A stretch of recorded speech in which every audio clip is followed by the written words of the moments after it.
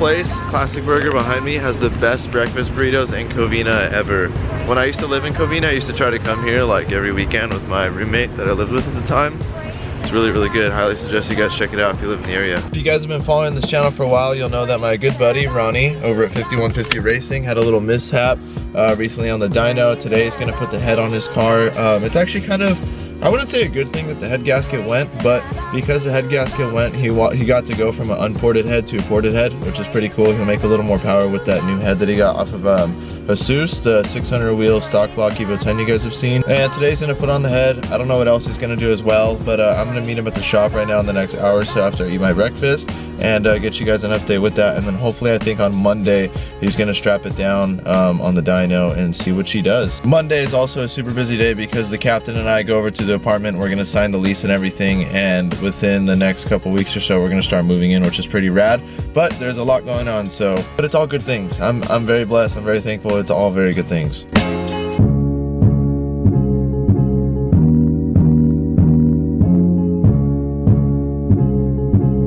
I just got to the shop. Ronnie's not here. I always forget to mention too that 5150 not only works on Evos and GTRs, but they also work on Subarus. They do Volkswagens. They do all sorts of different makes and models. And if you guys watching this video get any work done or you need work done, if you hit them up and say that you saw about the shop because of these videos and talk to Corey, the manager, I'm almost positive that he might be able to work something out with you guys as far as like, I don't want to promise a discount or anything like that, but I'm just saying that if you guys reference that you saw from the videos, they might help you out a little more, as if more than as if you were just a walk-in or something. So this was the head gasket that failed miserably last time. You can see it didn't like what was being thrown at it, and you can see it doesn't really have a nice fire ring like the Cosworth one does, or even the OEM one. So the Cosworth one actually,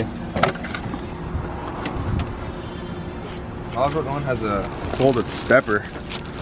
The middle layer has a folded basically bend backwards, so that this acts like a wannabe O-ring.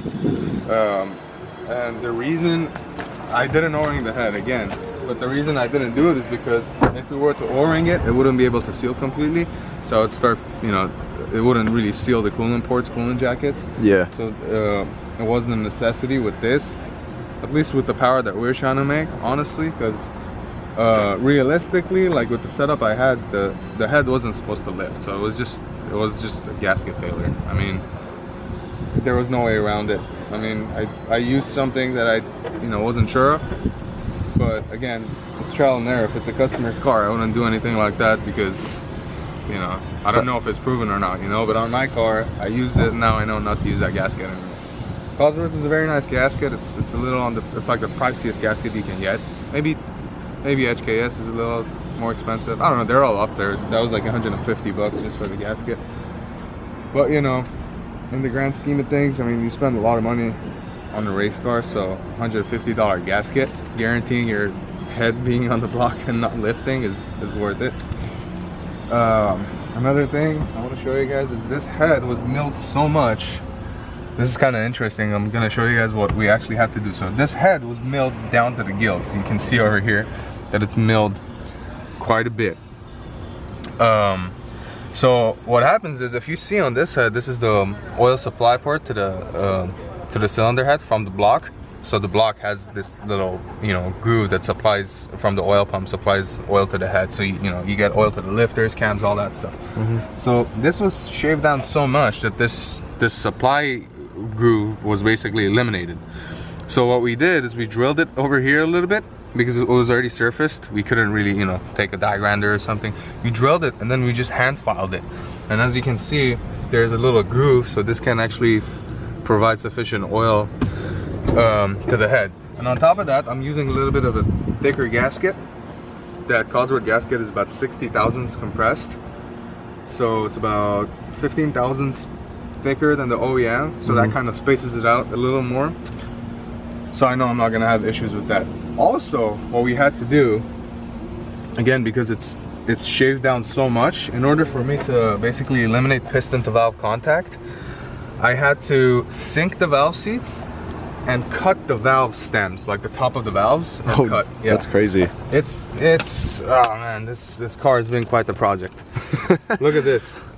Oh, if you compare this to this is an OEM head. You see how they stick out all that much? Okay. And you see how this one doesn't? Yeah, yours are completely flat. So what we had to do for this is we had to actually take my rocker arms and we had to grind the little nubs. Let me show you what I'm talking about. This is a bad rocker arm. This isn't the one that's gonna go in the head, but you see how it has these nubs? Mm-hmm. So we have to grind these down so they don't sit on the keepers. So when I put this on, it doesn't sit on the keepers. What would happen if I didn't do that is as soon as I started the engine, it would bang on the keepers and it would throw all my valve springs out. So we have to get quite creative with this head. And that's crazy, man. But you know, it's a ported head, so hopefully worth another, I don't know, maybe 20-30 horse. You know, when you're talking about big power, that really makes a difference. Yeah. Flows a lot better. But yeah, we got a lot of work to do today. Look at all these Evos in the shop, guys. This is crazy. This is like Evo heaven for all you dudes. More Evos outside. As you guys can tell, they work on Evos. Or at least I think they do. I don't know. Just kidding. They do. I'm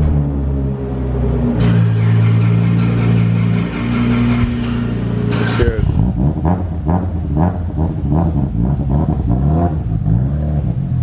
Every time I come here and see all these projects here, it's so motivating to finish my car, because sometimes I get super bummed out or just think about the giant list of things I still need and it stresses me out. But just seeing all these, just like the end result, I know it's gonna be worth it. It's just fuel. Oh. But it's bad fuel. So I thought Ronnie was just gonna put his head on today, but he's let me know that he's gonna turn this thing on today. And you're driving it home. He's driving it home, he says he can't hear me. And then hopefully Monday this thing will be back on the dyno and ready to rock and make some jam. I'm super stoked. So when you pry from the oil pan to try to get it off, what'll happen is you'll usually bend it. So all you gotta do before you reassemble it is you gotta basically make sure that it's perfectly flat. So I usually take a 2x4, put it on the spot that's been pried on.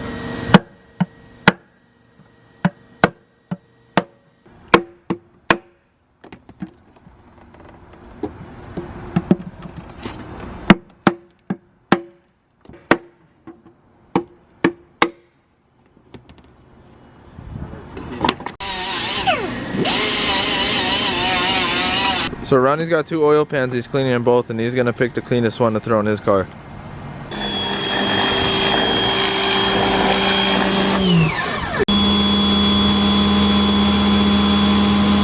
So what I was just doing is I was blowing out the head stud holes in the block, because if you don't do that, it's a blind hole. And let's say you have liquid in there or whatever, which I know for a fact I did because I put a bunch of oil on the surface. You can't compress a liquid. So what'll happen is if you put a stud, and you got to make sure all the studs are uniform, so they have the same clamping force on the cylinder head. If one is sticking out a little bit, and even if it's a tiny bit, and you should try to crank it down, you'll crack the block in half. The stud's not going to give, the block will give before the stud. So you got to make sure the holes are basically perfect. There's nothing on the threads. You can even run a tap through it. I know it's good because I just took this apart last week. But even me, if I see some resistance, I'll take it out, I'll run a tap through it. Or I'll try to brake clean the threads, I'll try to blow out whatever's in there. But you definitely want to make sure you get everything in there and like inspect every single stud hole individually to make sure you're not going to bottom a stud out and crack the block, because it'll happen.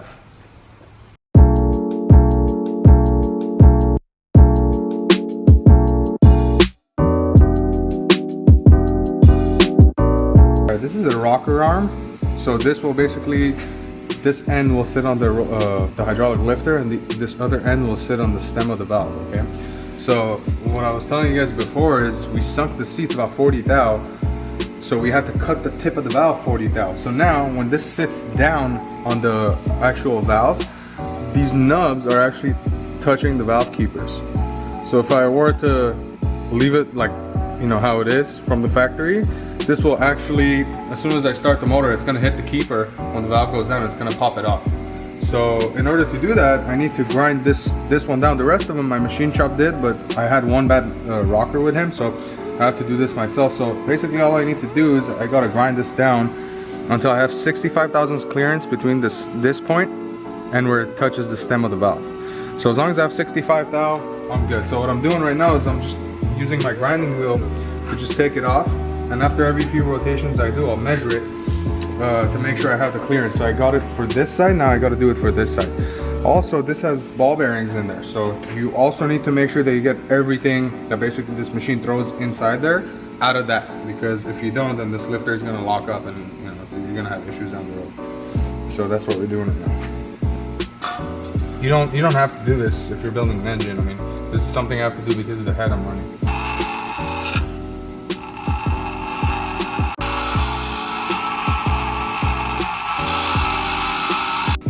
So at the highest point, I have about 48 thou, so that's perfect. You want it to be, well, I need it to be at least 65, so 48. You don't want to go too much. Ideally, I wouldn't, you know, go that much, but if you go too much and this thing can't center itself on the lifter, on the stem of the valve, it'll just throw, and then you'll have one valve that's not working. Now, depending on if it's an intake or an exhaust, intake valve is not going to make that much of a difference. Just the engine's going to run like shit because that certain cylinder is only going to have one operating valve. But if it's the exhaust valve, now you have a lot of fucking pressure that you need to get rid of, and it's not going out, so something's going to give. You guys don't have to do this. I just have to do it for my application. But basically, I grinded it down, and I'm putting some, you know, I'm drawing on it with a marker, and as it's still wet, I set a lifter in the lifter bore, and I'm gonna put this on there, and I'm gonna try to wiggle it around, and I'm gonna see if it's actually touching the keeper. If it's not, then I'm okay. If it is, then I'm gonna keep on grinding. See, it's not touching the keeper. It touched a little bit on the side over there. That's not the keeper. It's okay if it touches the actual retainer itself. It's not going to do anything because the retainer is going to go down regardless. Well, that's not even going to hit the retainer. That's because I went on the side a little bit. See it? Okay, I erased the retainer mark. Okay, another fresh coat. Set it down as straight as I can. Okay, well, that wasn't really that straight, but okay. Yep, now see, it's just making contact with the valve. So now I just gotta make sure that I clean this enough so that this ball bearing is rolling freely, which it already is, but I'm gonna blow it out a few more times with air. And then what we're gonna do is we're gonna clean the whole valve train. You know, bleed the lifters real quick. Put the hydraulic lash adjuster regulator on there, this Kigley lash adjuster regulator. And this limits the cylinder head oil pressure to 45 psi. That's all you need. Even if you're feeding a turbo, if you have constant 45 psi to the turbo, you'll be fine. Anything more than that, you don't need. The 4G63s have a tendency to dump oil inside the cylinder head from that little oil port that I showed you. With this, basically what you're doing is you're keeping the oil in the pan where it needs to be. You know, obviously under hard acceleration, when the car's pulling, you know, some G-force, you don't want all the oil to be in the head. You want as much of it in the pan as possible. I'm also using a Tomei slicing baffle, so it doesn't aerate the oil, the crank doesn't hit the oil and doesn't aerate it. And that also kind of helps it keep the oil stable. Ideally what you want to do is you want to have your oil pump pick up in a way that even when the car does pull, you know, some G's, it doesn't uncover a part of the oil pump. So I don't have that. I just put another half a quart of oil in there, and in all honesty, you don't really need it unless, you know, you're making crazy amounts of power and you're launching the car all the time. Because unless you're launching it, you don't necessarily throw the oil back like that. You can do a pull. I mean, it throws it back a little bit, but not as much as... Not as violently. Yeah, it's not as violent. Because when you do that, literally the whole fucking thing slushes to the back and comes back. And for that split second, if you like log oil pressure on some of the cars that are making, you know, stupid power, you'll see that oil pressure will drop.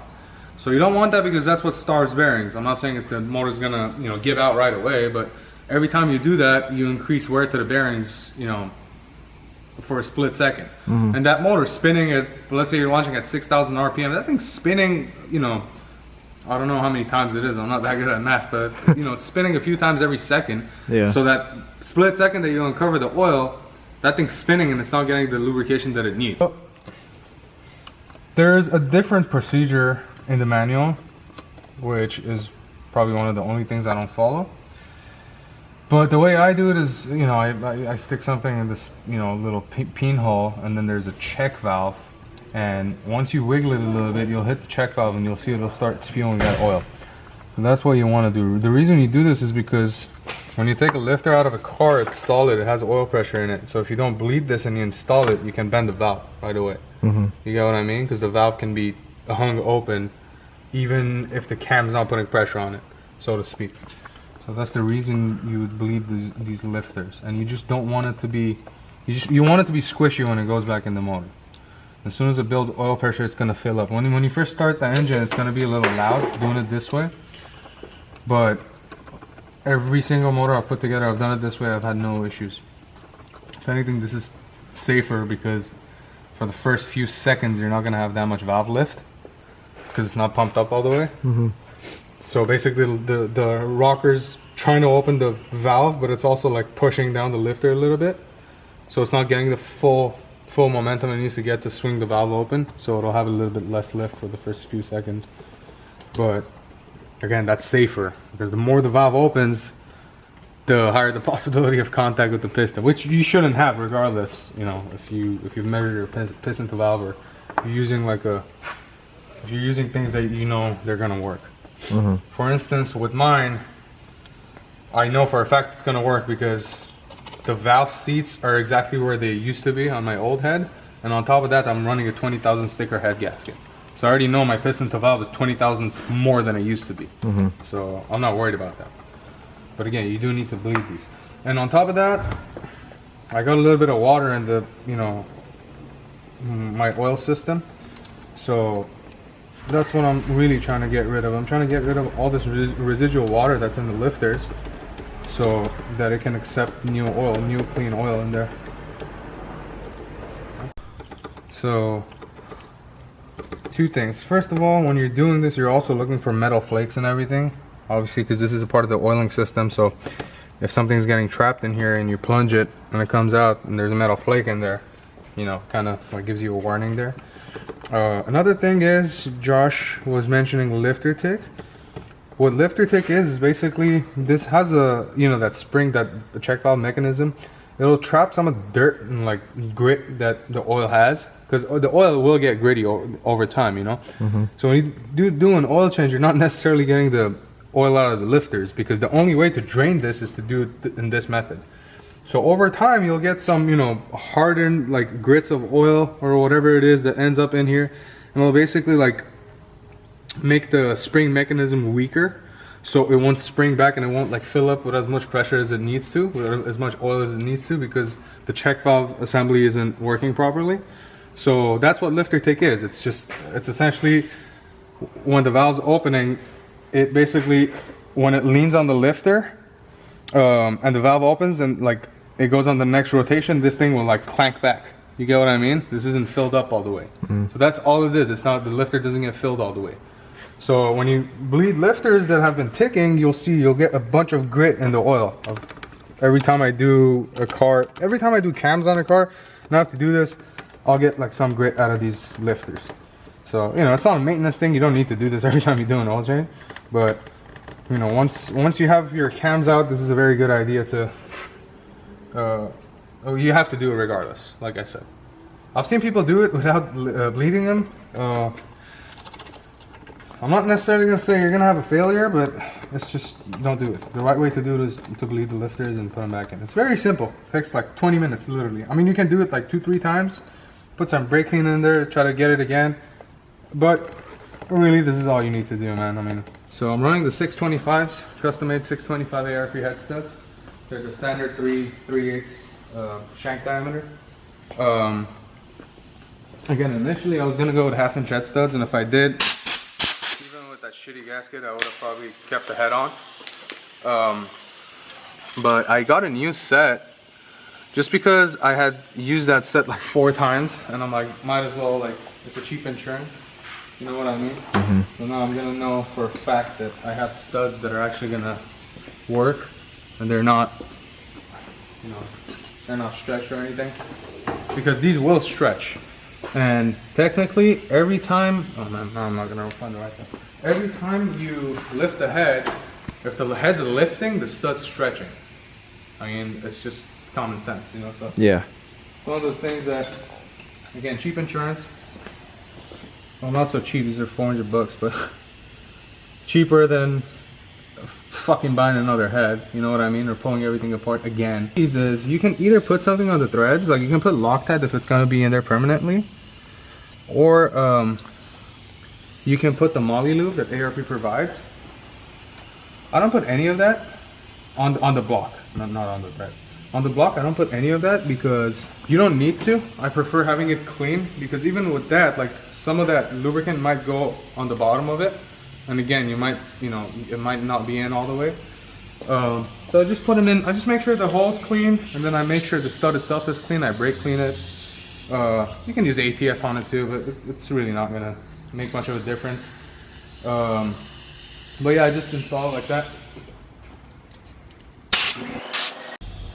Bottom out, loosen, bottom out again. Just make sure they're hand tight. Maybe just a little snug, but hand tight. You don't have to put a ratchet on it. You don't gotta do nothing. If you have to do that, there's something wrong. And you don't want to go too tight on them, because then you have the potential of distorting the block, and it doesn't rust, because I don't want it to rust. Actually, hold on. Let me get the old JE head gasket. Let's bring it into light. So this is a multi-layer steel head gasket, okay? This weird head gasket has 4 layers. Usually they have 5, okay? And as you can see, there's no real fire ring on this thing. Like, you can compress it and you see like a little indentation on the gasket itself, but there's no real fire ring on this thing. There's nothing for it to basically protect combustion gases from going through. This is the only thing they have incorporated in there. There's no center layer. There's 2 middle layers. There's no center layer. That's the JE head gasket. This is the Cosworth head gasket. There's 5 layers. As you can see, there's a deep groove in there. The reason for that deep groove is that center layer has a folded stepper. So that piece of metal is actually bent backwards. This acts like a wannabe O-ring, so to speak. Again, the reason I didn't O-ring it this time around, again, is because you don't, basically, if you have too much, if you have like 2 fire rings on top of each other, which is how it needs to be, basically my coolant ports and everything else won't seal. So I'm gonna have the same issue again. So this is what I ended up going with. This is what's gonna go on the car. And we'll see if we can keep the head on the fucking car this time around. Yeah. That thing's fucking aggressive. Yeah, I was gonna say, that thing's really thick. Even just the Cosworth gasket sitting on it already looks thicker than the JE.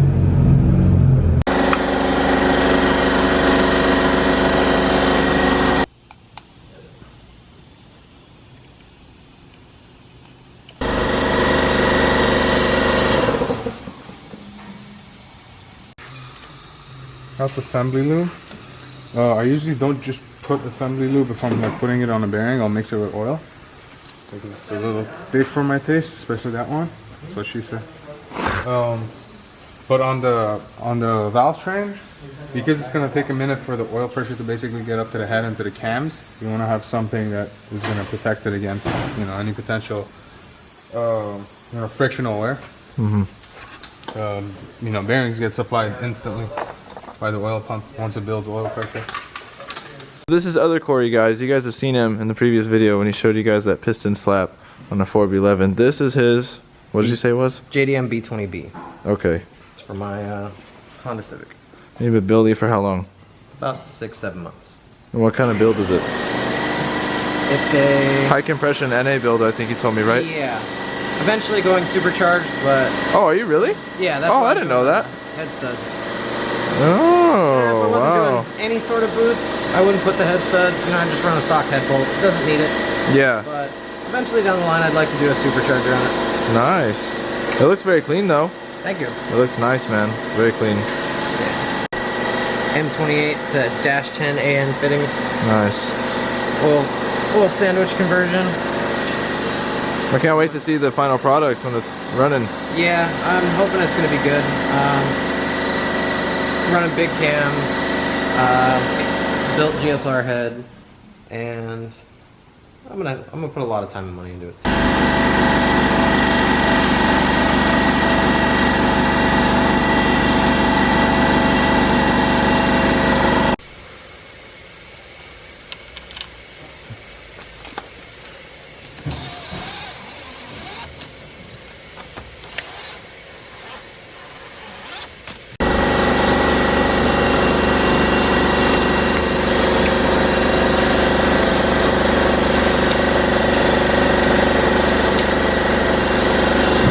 When you're tightening this, you basically want to go from the inside out. So you'll tighten this one, you'll tighten this one, you'll go to this one, you'll go to this one, and then you go out to the outer ones. What you're trying to do is you're trying not to bend the cam, because you have the valve spring like on the rocker pushing up on the cam, so you don't want to bend it. Because the clearances are super tight, so if you don't torque it to spec properly, you run the risk of gulling the housing, the caps for the cam. So before you torque it, you're just gonna snug these down in the same fashion. Starting from inside, going outside. And once we're done torquing this, it's gonna start pushing out the valves.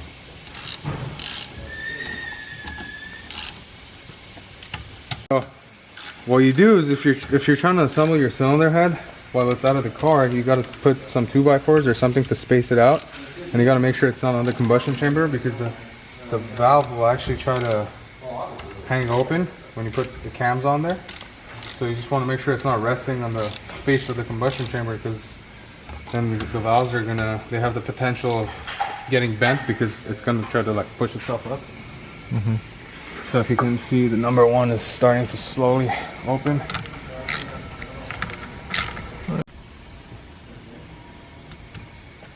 Okay. Doesn't take much.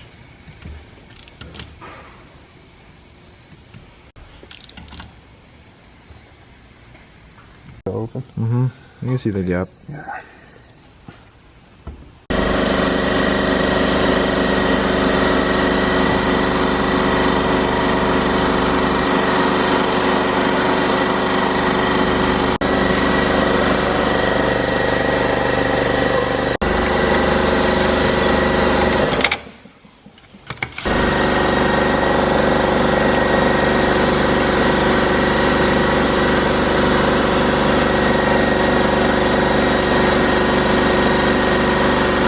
Alright, so we moved the head over and put it back into the car. I was telling Ronnie that we were going to make up a bullshit story that if we dropped it and broke it, that it overboosted at 70 pounds and split it in half. That's going to be a better story than we dropped it trying to transport it. Yeah, that would have been pretty fucking sad.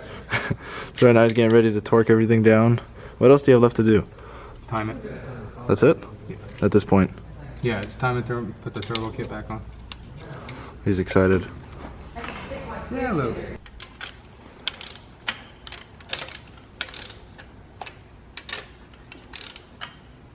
It works first, and 15. Alright, so now what I'm gonna try to do is I already sealed the oil pan. Put the head's on, the head's torqued. Now what I'm gonna try to do, I put 5 quarts of oil. What I'm gonna try to do is I'm gonna try to rotate the oil pump with my gun and try to build oil pressure. You hear that? That's the oil pump. It's already going to the head.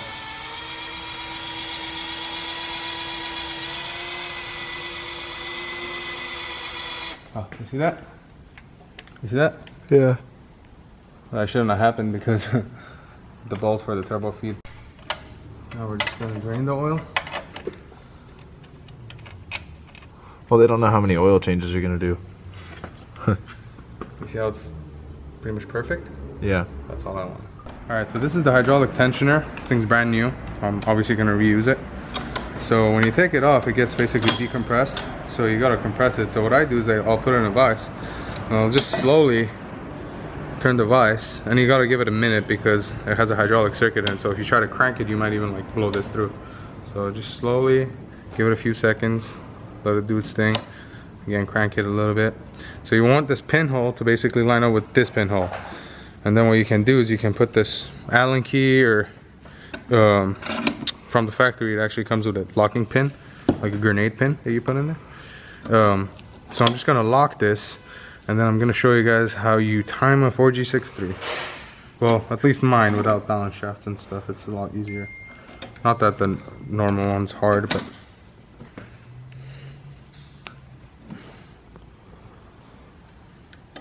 you see that? Yeah. Alright. Before the timing belt goes on, this is what's gonna leverage the tension. Torque to 18 foot-pounds.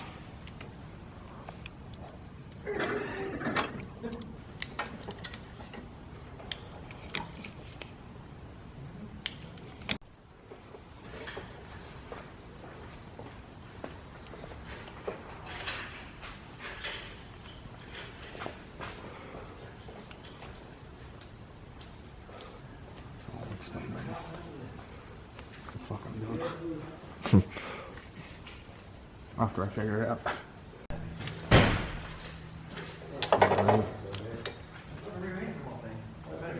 With the oil pump, I don't have to do, it's just out of my own superstition. I'm trying to light it up. There's no balance shaft, so it's not gonna matter where it sits really. But out of my own superstition, I do this.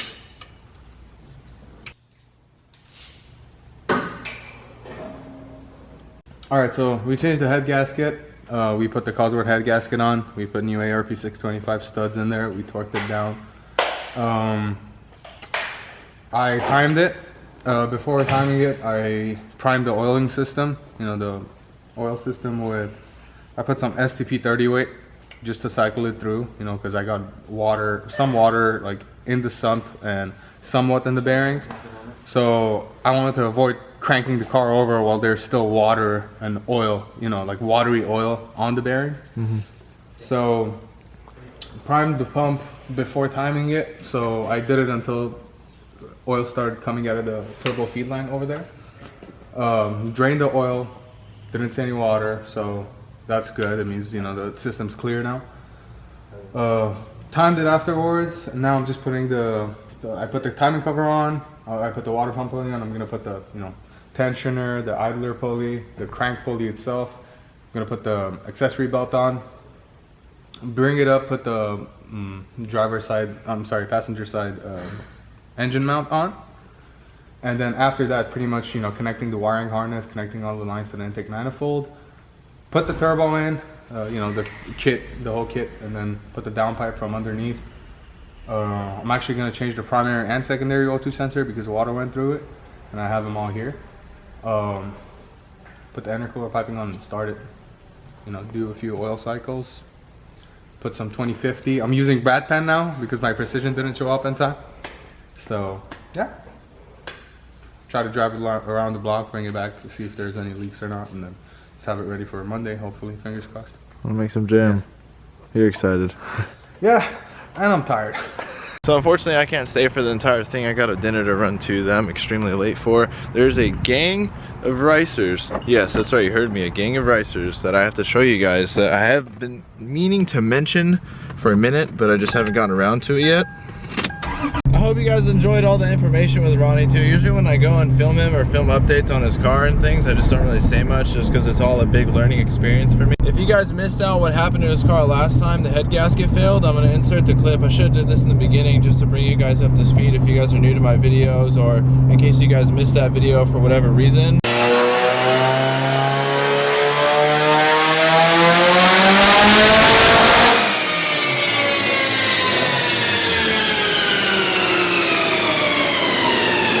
Long story short, he used the JE head gasket. He's never used one of those gaskets before. He's now on a Cosworth one that has a thicker fire ring, and it's just a much thicker gasket overall like you guys saw. So the car will be back in a couple of days, hopefully getting tuned. It's going to make some jam, and it's probably going to scare the living crap out of me because it'll by far be the fastest car I've ever been in. Right now, we're on the way into 300. We're going to go see the Rice Gang. We're going to have some dinner, and you guys are going to meet who's in the Rice Gang. Rice gang, rapping Rondi, the captain. What Gary? What are you doing? Oh, this is Rathina, by the way. Rathina's in the Rice gang. That's right. It's not even focused. It's not even focused. Now it's Because focused. I'm dark and the white balance. Now it's focused. Now it's focused. Why am I bringing out the boo-boo camera? It's not the boo-boo camera. I've literally driven like 20 miles on the gas light right now. We're gonna go get boba. I don't know if I'm gonna make this. Time to shoot some photos. Let's get it, girls. The fun patrol came. Him and the captain aren't getting along. In a brief nutshell, what just happened? Some fat fucking guy came and said we can't park here, we can't be friends down here, I don't know. Because of a Honda crew. Because Honda kids came in and broke into cars or something. I'm like, what if we're getting boba? What if we're going upstairs? He's like, no, you can't. We got the boba and came down. Mr. King brought his surprising S14 out to play. I'm just kidding, guys. It's not an S14. Don't get all mad. But the number 4 Skyline is out and about, and he's playing.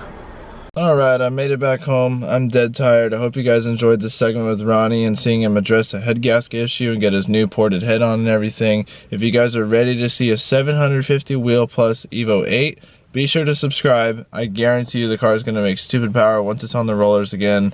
I believe that every issue is honestly addressed. I trust Ronnie's work 100%, and if you guys don't have faith or anything like that, I highly suggest you tune in, just because I know for a fact the failure was due to the JE head gasket last time. And I'm super stoked because on Monday, Captain Klug and I will sign the lease like I mentioned before. I'm going to start the moving process and everything, which obviously I'm going to take you guys through that whole thing.